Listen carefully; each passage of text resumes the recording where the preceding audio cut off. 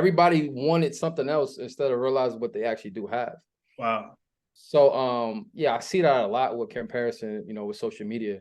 And they say comparison is the thief of joy. So yeah, a lot of entrepreneurs do that because they're like, well, I want to be able to do this, or like, for example, people that are comedians, most likely comedians are very artistic. So that means they could probably sing, they could probably dance.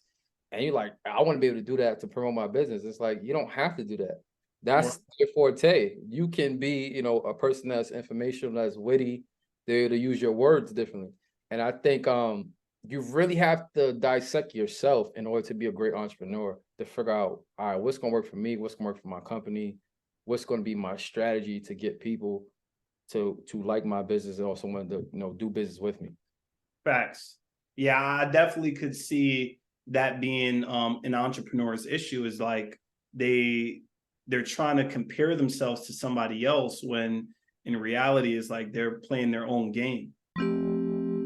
Welcome to Entrepreneurhood, where we break entrepreneurship down into 3 simple pillars: business, lifestyle, and motivation.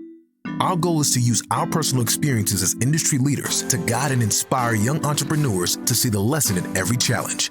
Because we understand that companies don't succeed, people do. Now, welcome the leaders of Entrepreneurhood, Lakim and KB. Welcome to the neighborhood. You got your boy Lakim in the building, and I got my brother KB in the building with me. We on episode 54, and we decided to call this one, What's Your Advantage? Right? KB and I, we were analyzing ourselves over the last couple of months, and we were realizing that entrepreneurs need to know what their advantage is in order to get ahead. So KB is going to let y'all know why we decided to choose this topic. So KB, let them know. I think the main reason is understanding strategy with business. So you can have the logistics, but what is your strategy of who you target and how can you reach them the best? How can they reach you the best?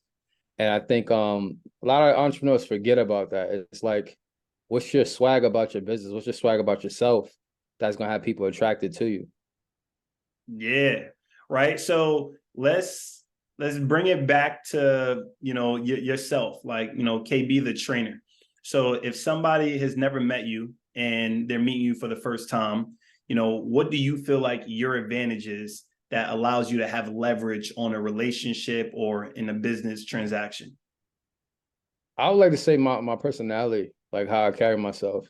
So most people say, I walk like I got theme music. But it's really like my approach is that I like to say I'm a cool guy, very stylish, but it's usually start with a compliment. So people might compliment on something that I'm wearing, or if I'm wearing shades all the time, they're like, I like your shades, and then boom, that's my opening. So and also at the same time, I compliment people generally. Sometimes it's strategic, if you want trying to get, some extra sauce or something, or extra, whatever. But I have, I pay attention to detail. So that's one of my strengths, is that I pay attention to detail. And literally when I went to a dinner the other night, I would just talk to the guys, just ask them simple things like, yo, how's the rum punch? Because I was looking to drink I was getting next. And he was like, that's pretty good. And the next thing you know, 2 minutes later, laughter is always something that brings people together. Yep. And then next thing you know, I turned in front of him, he was a contractor. Then we started talking about real estate. And I started talking about business funding as well. And it was just a genuine, connection. And I think like just my advantage of not being afraid or not being scared to approach somebody to spark a conversation. And it works. It works. So why do you think a lot of entrepreneurs, they don't focus on their advantage? Like, do you think, what do you think the issue is with that? I think I really take the time out to really like write it down. Like that's probably been one of my, I guess hidden gems or hidden skill sets, is that I literally write down the things that I do like about myself or what people are attracted to about myself. And even when it came down to me doing different lanes, I just knew what kind of reaction I was going to get out of something. So for example, me selling a house is the most rememberable thing that people like about my page. I could have 10,000 approvals for credit, but they remember like, I remember you do real estate, right? And I'm like, and that always gets them. So, and then when I was like acting and modeling, that was like the most like inspiring thing, because it's like those type of dreams people usually forget about. And you know, when we speak to, you know, kids, or we go to schools, it's inspirational. Yeah. It's the most respectable one. It's like, so it's certain things about what I do, and if fitness is the most like diligent one, like, damn, I really respect your discipline. So I knew based on whatever kind of post I was going to give is usually this, you know, a similar reaction. Got you. But I Yeah. literally wrote these things down like already. And I feel like that's one thing entrepreneurs, you know, probably need to improve on, is once you feel like, when you're in the process of figuring out what your advantage is and what you're really great at, the first step is really writing it down, right? So that's one thing that I realized myself, you know, and that's a big reason of why I created the Entrepreneur Championship Planner, because I feel like as entrepreneurs are growing, as they're getting started, one of the hidden gems to, you know, getting things memorized, or, you know, just getting things into motion, is to writing it down. It just connects better with your mental and your reality when you write things down. Yeah, and I also want to add too is that you're a CEO of your business first. So, you know, you're a marketer first. So if people are not attracted to you, regardless if you could solve their problem or not, it's going to be very hard to convince them that you can solve their problem. And I think that, you know, you want to make yourself attractive. Like, you know, more people like to be like attractive people. Yeah. It's like, yo, you have something that I don't have, or something that I'm missing. And it just, you know, people go off of vibes, they go for energy, but you have to know what is your energy.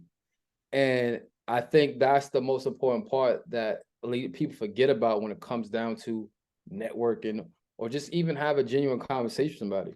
So I always go back to, you know, talking to girls, because that's what, you know, one of my fortes.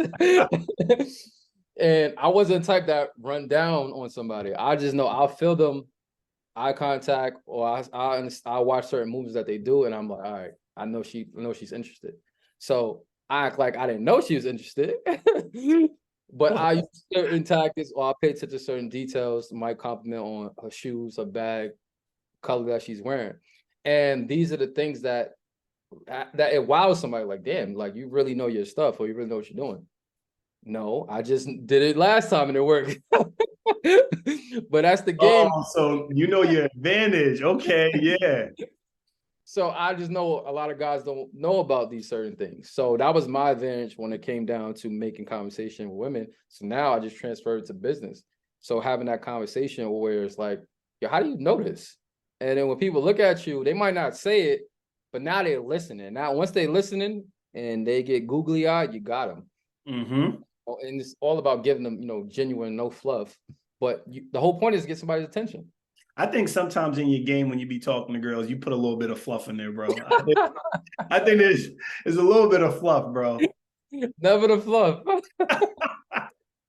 So, all right. One of the biggest things I realized about myself, right, when it came down to me uncovering my advantage, I think a big thing that the mistake that people make is sometimes they try to focus on their disadvantages, right? So here's an analogy that I always tell people. Let's use school as an example. Let's say you're a 2 in math, right? In your knowledge, how you understand math, right? You're a 2 in math.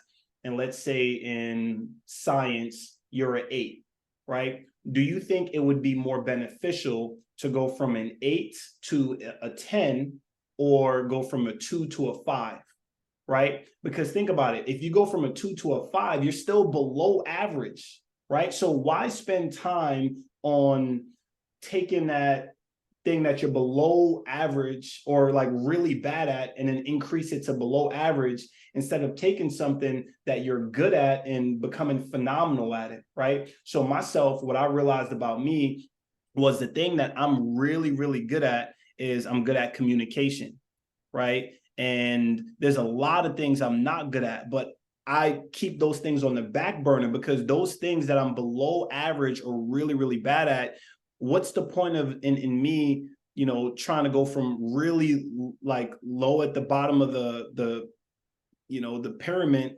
and trying to be below average instead of, yo, I'm focusing on going from good to great. So my communication skills over the years have went from, you know, great to like, you know, amazing. And that's You want to share something you bad at?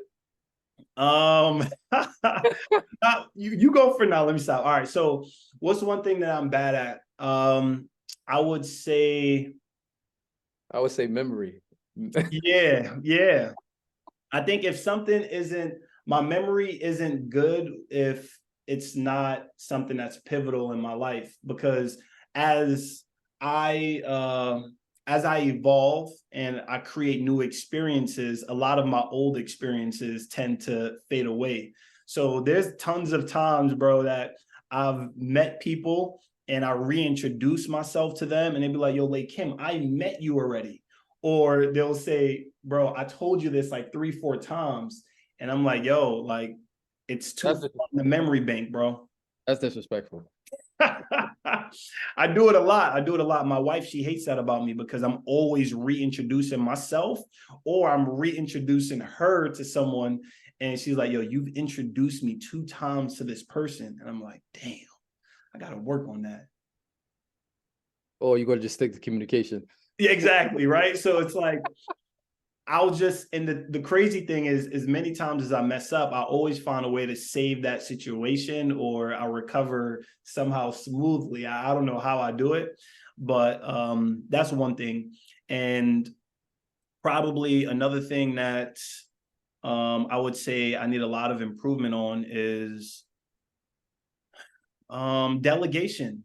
Delegation is something in the beginning stages of entrepreneurship that I really struggle with. You know, I felt like I needed to do everything on my own, and I had a hard time with, like, if someone wasn't doing something as great as me, I I got angry. You know, I got angry when they would like not do it to the level that I needed them to do it with. So then I just took it over and was like, I'm doing it by myself. Like, just move over. I'm the best at this. So just let me do it. And that was what kind of kept me, you know, at a certain cap in business, because I did not enjoy delegation, because I felt like people just wasn't doing it at the level I was doing it at. Oh, I wanted to ask you too. How did you realize communication was your strength? I think it goes way back, bro. It goes all the way back to, you know, back in Southside. So it was like, I would always figure out my angle in something that I wanted.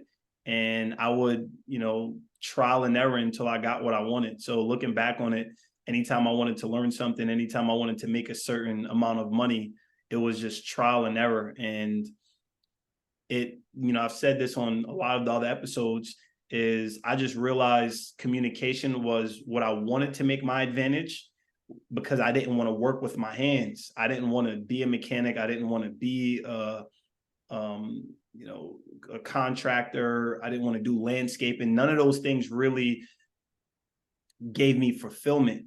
But what communication did, and what I enjoy about communication, is that I always had like, I felt like it was a mental challenge. And I enjoy that mental challenge, because once you conquer it, you just feel like, you know, you're progressing.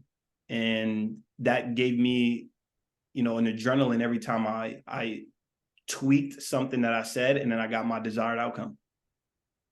So is communication similar to manipulation? So yes, in order to be a good communicator, I wouldn't call it manipulation, because that has a negative connotation to it. But I would say communication is an art of persuasion, right? So don't try to mess with my words, KB. But it's, yeah, You're doing it right now. you got to be good at persuading people on your perspective and what you believe in. And over the years, that's something that I got really, really good at. Wow, he just persuaded the world that he's not a manipulator.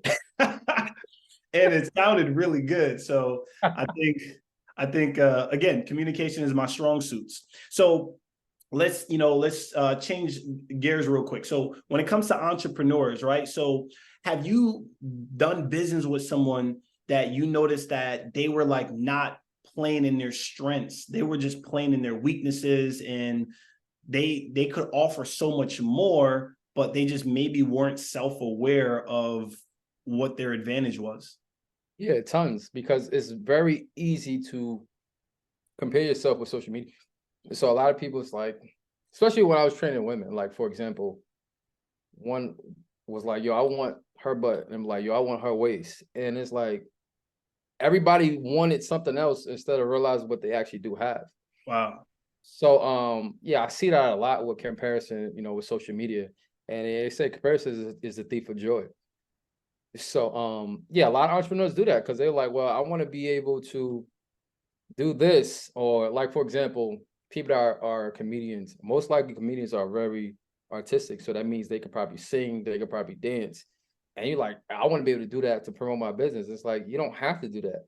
That's your forte. You can be, a person that's informational, that's witty, they're to use your words differently. And I think you really have to dissect yourself in order to be a great entrepreneur, to figure out, all right, what's going to work for me, what's going to work for my company, what's going to be my strategy to get people to like my business and also want to do business with me. Facts. Yeah, I definitely could see that being an entrepreneur's issue, is like they're trying to compare themselves to somebody else when in reality it's like they're playing their own game. Yeah, and it's not genuine when you're trying to emulate somebody and you get upset that it's not working. And it's like, yo, that's not you. If you don't wear suits, then don't just try to throw in suits and try to use big words. It's not you. Like, ET is ET, you know what I'm saying? Tony Robbins is Tony Robbins. So it's like Gary V, he going to curse a lot. That's his thing. So he said it boiled his skin. He tried to do like some type of business without speech, without cursing, keynote. And he's like, yo, I can't do it. Like, I can't do it. The opportunity is not for me. And I think it goes along with your marketing. You got to attract and repel.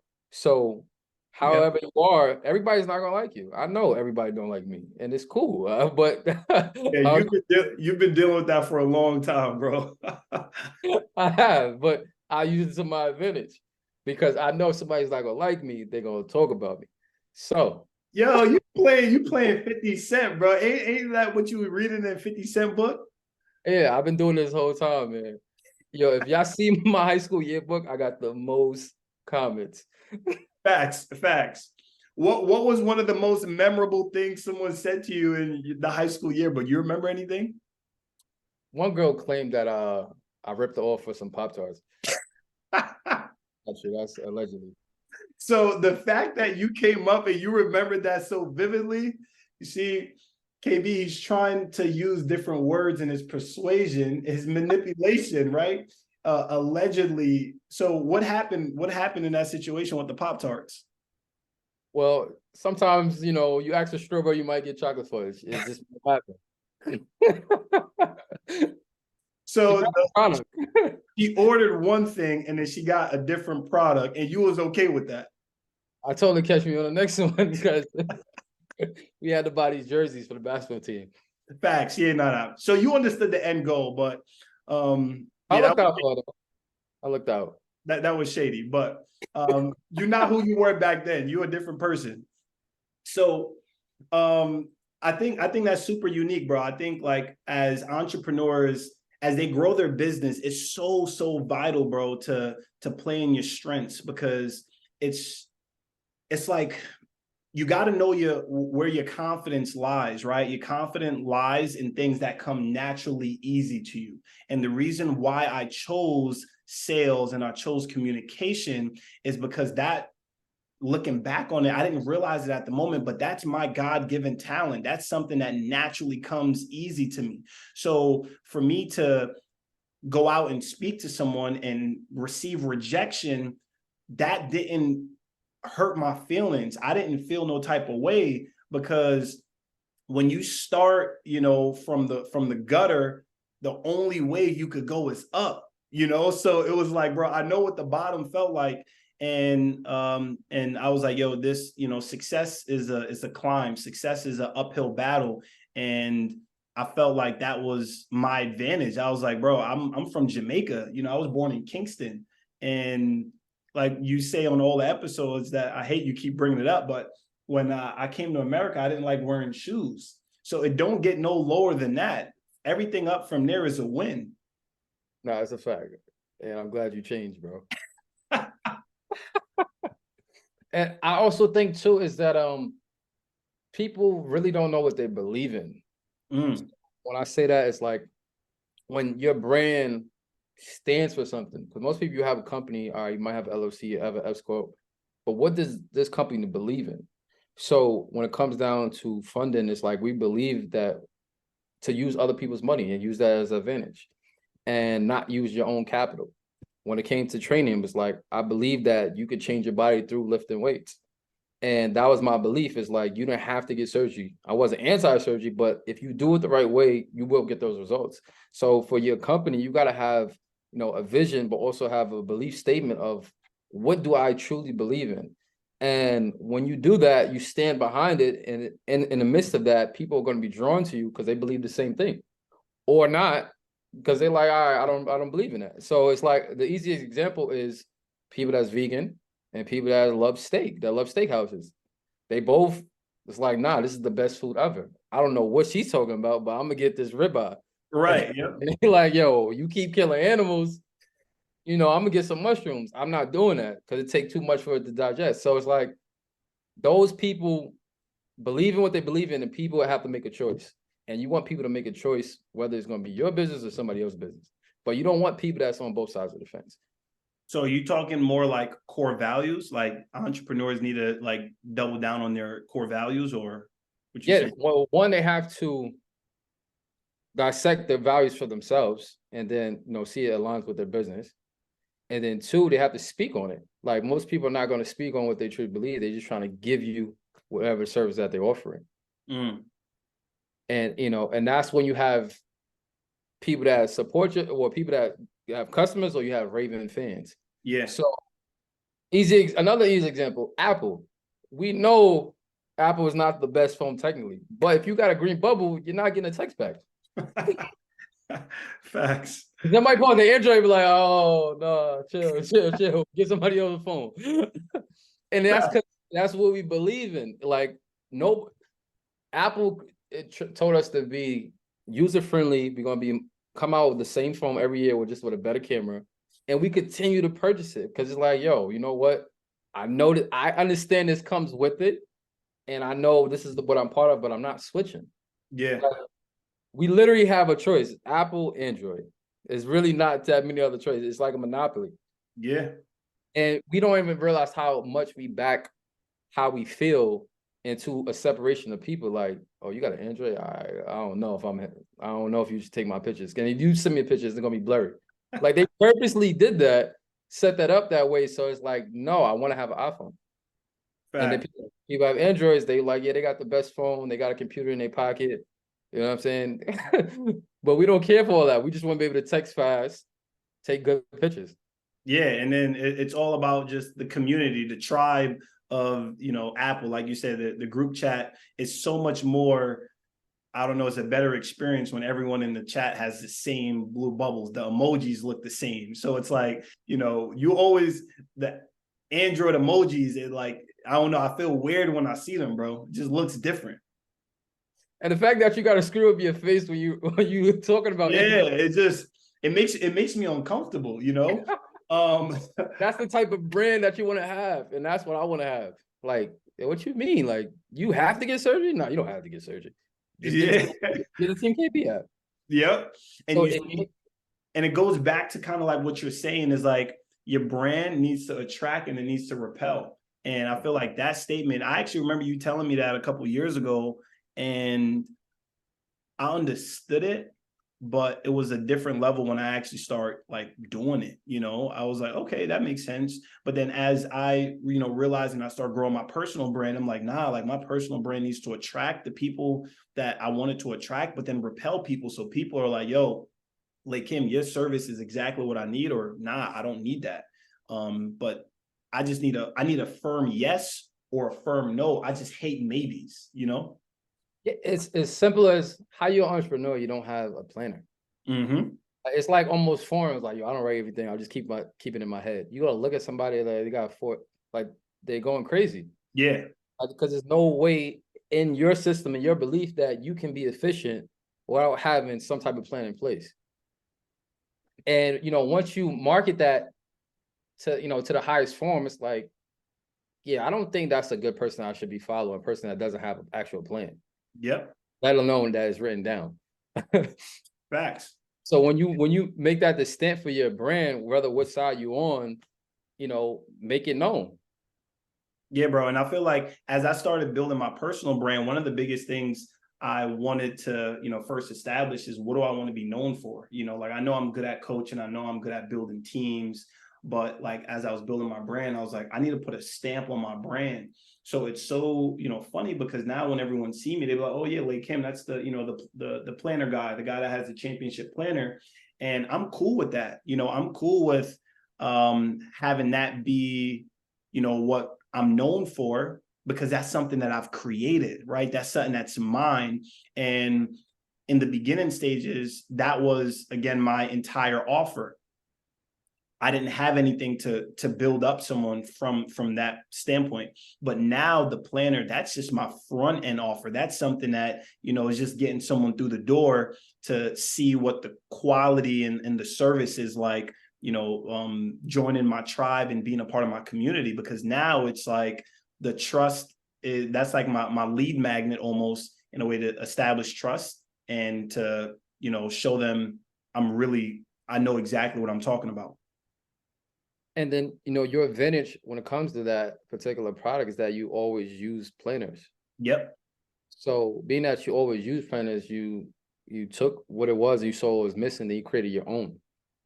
So that's what I'm saying. Going back to how you are already, and then you incorporate that in your brand, it's gonna make it a no-brainer. So, when it came for me for funding, when I first started, I started with my actual training clients. Yep.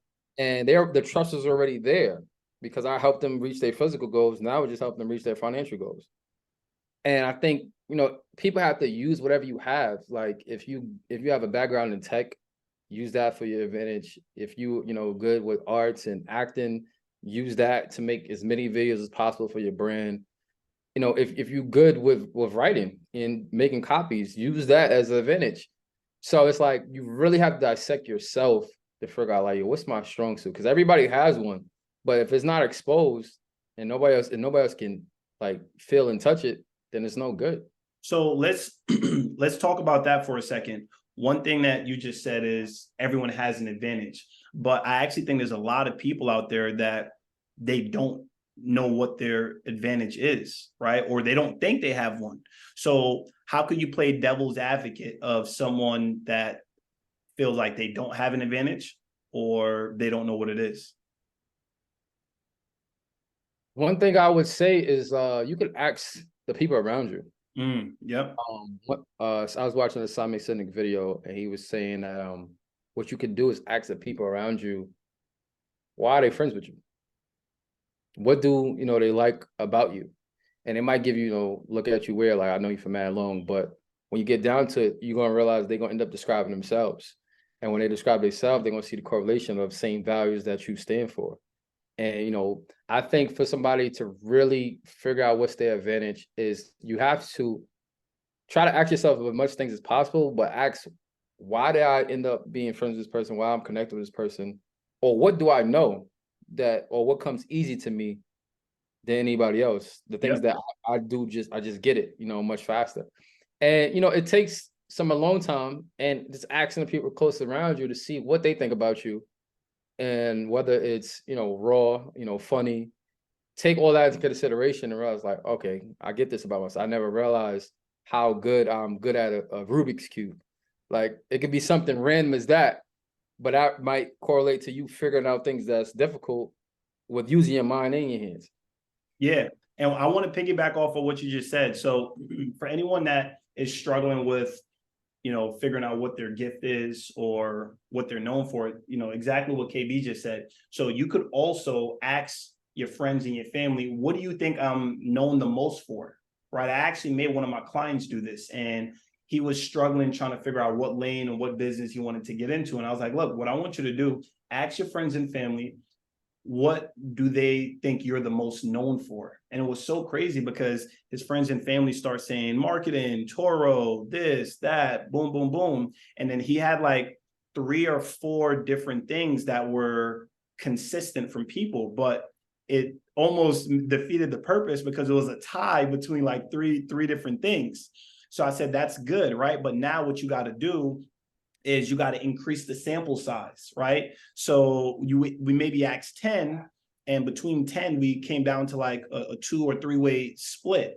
So you need to ask, another 10, and then that way we could find the winner. And when we found the winner, he felt so much more at ease. He felt like he was at peace, because I think his ultimate thing that his circle and his friends and family knew him for was, I think they said like sales, sales and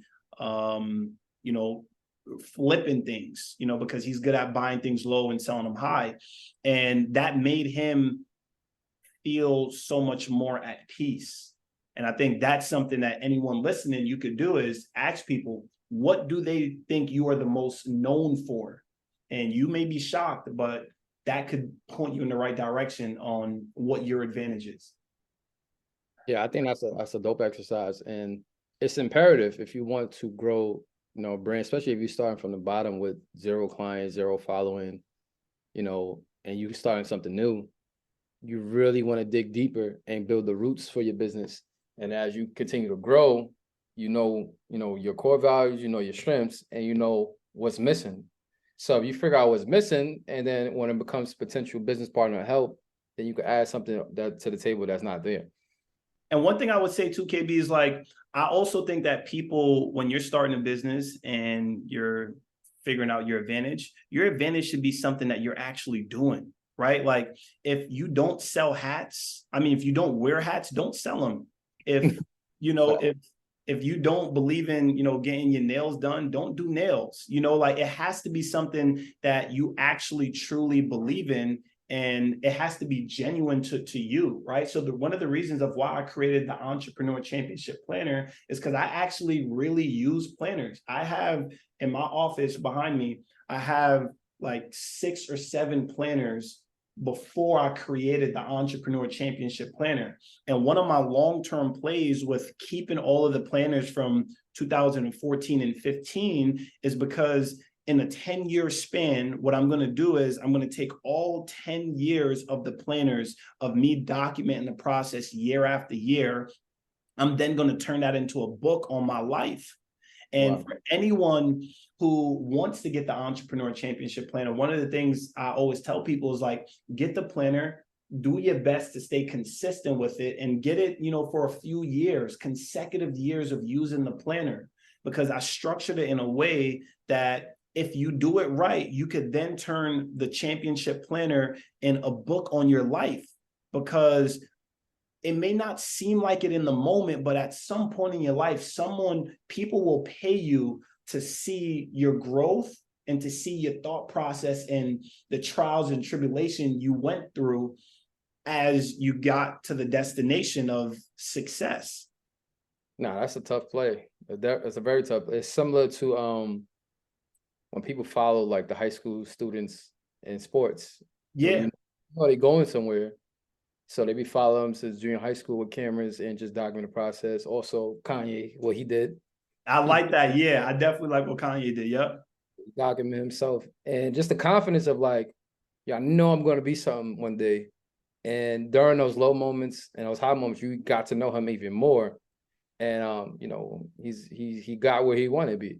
So I think that helps too, because when you document, it gives you that confidence, because you have to speak into the future about what you want and what you desire. But that's a solid play, bro. I'm actually, excited to read that myself. Yeah, nah, bro. And I feel like you have a very similar, method too. There's a lot of different ways you could document it. I know you've been, recording and speaking to yourself, the future KB, since when you was like, what, 18? Yeah, I think you was the one that introduced me to the idea. So I did it when I did it first was like 2016. Yeah. Now I've been making videos consecutively, like every month or every once a month on the process. So it's kind of spooky though. It's like when I watch certain things 6 months back, and it's like, oh damn, like I made it through that. Yeah. Or I'm actually glad that didn't happen. But yeah, I definitely document a lot of videos, and I've been writing a little bit more too.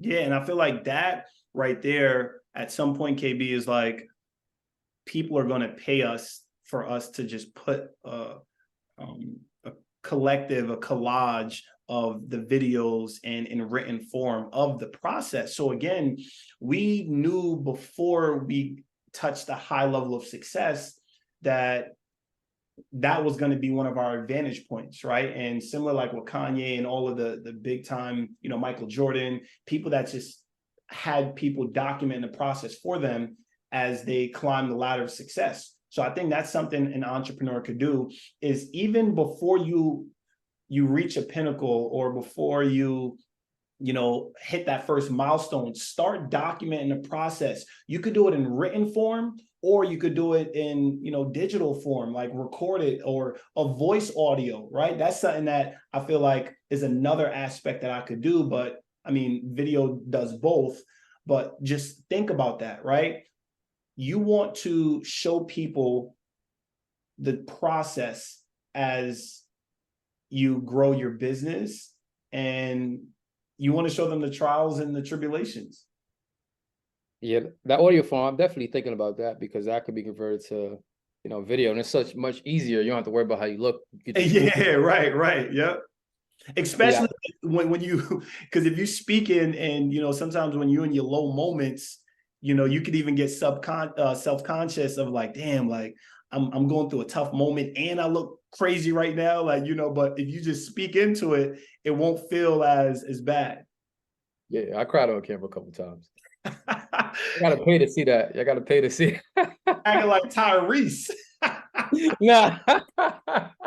Crying in the camera like Tyrese. Hold on, what were you angry about? What were you sad about, KB? Because you gotta wait to see it, man. See, 5 more years.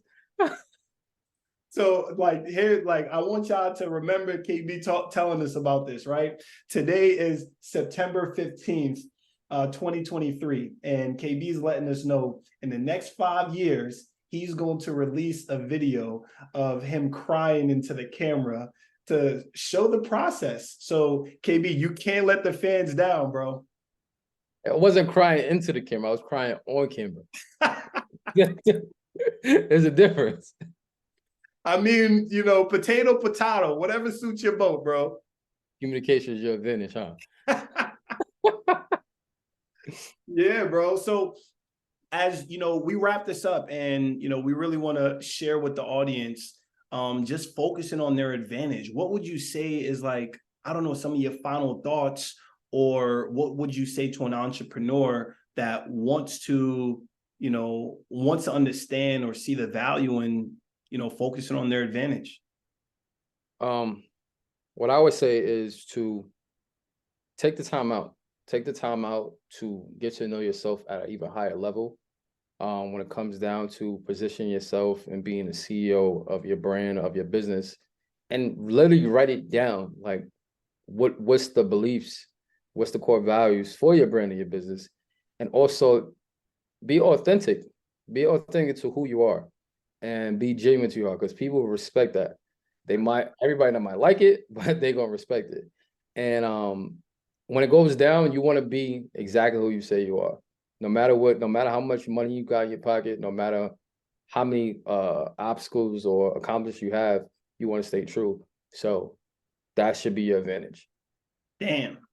And to be honest, like that's literally everything that I was going to say. The key in figuring out your advantage is, one, writing down things that naturally come easy to you. Two, asking the people that's the closest to you, what are you the most known for? What do they think, what have they seen you be the best at over the years? And, just be okay with documenting the process. Stay true to something that you actually really believe in. Like, if you don't do it, you shouldn't sell it. You shouldn't market it. Stay true to your brand, because your brand is going to be your advantage. You are the brand. And I feel like that's the big thing that I want every entrepreneur to do. Don't focus on the things that you're not good at, because to go from something that you're not good at to below average, that doesn't change much. But if you could focus on something that you're good and take that to great or phenomenal, that's going to be your advantage. And that's what's going to allow your brand to continue to grow. Entrepreneurhood. Let's get it. Anyone can start, but only champions finish. Now that you've completed this episode, you're ready to continue your journey by connecting directly with our hosts of Entrepreneurhood. Follow us on Instagram at The Entrepreneurhood to stay updated with the community. For each episode, the first set of listeners to tag us on Instagram and leave a 5-star review will be entered into a drawing to get a free one-on-one coaching session on the topic of entrepreneurship with our hosts. Remember, there is no shame in struggling, because we fail, we grow, and we win. Right here on Entrepreneurhood.